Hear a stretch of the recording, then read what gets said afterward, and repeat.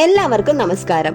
കഴിഞ്ഞ വീഡിയോയിൽ സാംസങ്ങിന്റെ ഒരു ഫോൺ ബാറ്ററി അഴിച്ച് അതിന്റെ ഉള്ളിലെ ഭാഗങ്ങളൊക്കെ എന്തൊക്കെയാണെന്നും ഓരോന്നിന്റെയും വർക്കിംഗ് എങ്ങനെയാണെന്നും കാണിച്ചിരുന്നു. ഈ വീഡിയോയിൽ നമ്മൾ അഴിക്കാൻ പോകുന്നത് ഈ കാണുന്ന സിലിണ്ടർ രൂപത്തിലുള്ള ലിഥിയം അയൺ ബാറ്ററിയാണ്.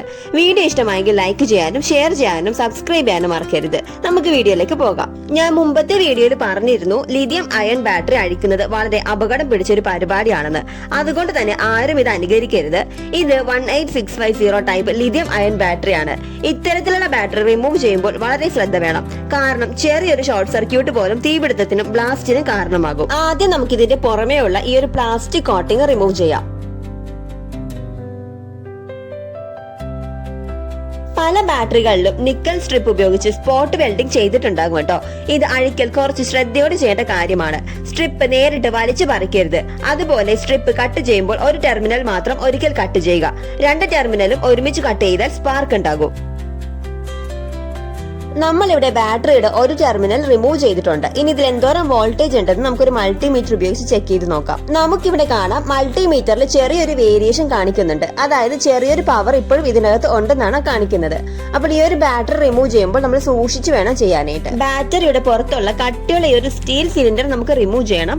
പല ഡിസൈനുകളിലും ബാറ്ററിയുടെ നെഗറ്റീവ് ടെർമിനലായിട്ടാണ് ഇത് പ്രവർത്തിക്കുന്നത്. ബാറ്ററിയുടെ ഉള്ളിലെ കെമിക്കൽ പാർട്ട് പ്രൊട്ടക്ട് ചെയ്യുന്നതും ഹീറ്റ് പുറത്തേക്ക് പോകാൻ സഹായിക്കുന്നതും ഇതാണ്. ഇത് സാവധാനം നമുക്ക് റിമൂവ് ചെയ്തെടുക്കാം.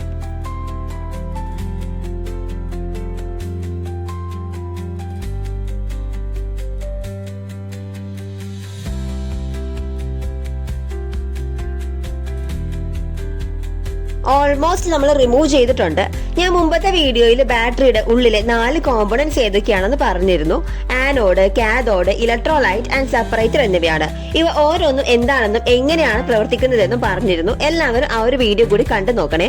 ഞാൻ മുകളിൽ ലിങ്ക് ചെയ്തേക്കാം. എന്തുകൊണ്ടാണ് ഇതിലെ കാഥോഡും ആനോഡും സെപ്പറേറ്ററുമുള്ള ഈ ഒരു ലെയർ ഇങ്ങനെ റോൾ ചെയ്ത് വെച്ചിരിക്കുന്നത് എന്നറിയുമോ? ഇതിനെയാണ് ജെല്ലി റോൾ സ്ട്രക്ചർ എന്ന് പറയുന്നത്. സൈസ് കുറയ്ക്കാനും സർഫേസ് ഏരിയ കൂട്ടാനുമാണ് ഇങ്ങനെ ചെയ്യുന്നത്. ചെറിയ സൈസിൽ കൂടുതൽ കപ്പാസിറ്റി ലഭിക്കും. നമുക്ക് ഈ ഒരു റോള് ഓപ്പൺ ചെയ്ത് നോക്കാം. എല്ലാത്തിലും ഉള്ളതുപോലെ തന്നെ ലെയർ ആയിട്ടാണ് മൂന്നും കൊടുത്തിരിക്കുന്നത്. കാഥോഡും ആനോഡും നടുക്കൊരു സെപ്പറേറ്ററും. അപ്പൊ ഇവ തമ്മിൽ ടച്ച് ചെയ്യാതിരിക്കാൻ വേണ്ടി, കാഥോഡും ആനോഡും തമ്മിൽ ടച്ച് ആവാതിരിക്കാൻ വേണ്ടിയിട്ടാണ് നടുക്കൊരു സെപ്പറേറ്റർ കൊടുത്തിരിക്കുന്നത്. ഷോർട്ട് ആകാതെ വളരെ സൂക്ഷിച്ചു വേണം ഇത് കൈകാര്യം ചെയ്യാനായിട്ട്. നമുക്ക് ഇനി ഇതിൽ നിന്നും കാഥോഡും ആനോഡും സെപ്പറേറ്ററും തമ്മിൽ വേർതിരിച്ചെടുക്കാം. നല്ല ഡാർക്ക് കളറിലുള്ളതാണ് കാഥോഡ്, അതായത് പോസിറ്റീവ് ടെർമിനൽ ആണ്. ഇതിൽ ഗ്രാഫൈറ്റ് ഉള്ളതുകൊണ്ടാണ് ഡാർക്ക് കളറിൽ കാണുന്നത്. ലൈറ്റ് കളറിലുള്ളതാണ് ആനോഡ്, നെഗറ്റീവ് ടെർമിനൽ ആണ്. അതുപോലെ ഈ കോപ്പർ കളറിലുള്ളതാണ് പ്ലാസ്റ്റിക് സെപ്പറേറ്റർ.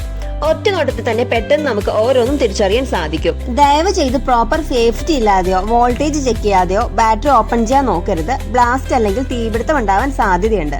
അപ്പൊ ഈ ഒരു വീഡിയോ നിങ്ങൾക്ക് ഇഷ്ടമായെന്ന് വിചാരിക്കുന്നു. ഇഷ്ടമായെങ്കിൽ ലൈക്ക് ചെയ്യാനും ഷെയർ ചെയ്യാനും ഞങ്ങളുടെ ചാനൽ സബ്സ്ക്രൈബ് ചെയ്ത് ബെൽ ബട്ടൺ എനേബിൾ ചെയ്യാനും മറക്കരുത്. അടുത്ത വീഡിയോയിൽ അടുത്തൊരു പുതിയ ഇൻഫർമേഷനായിട്ട് വരാം. അതുവരെ എല്ലാവർക്കും ബൈ.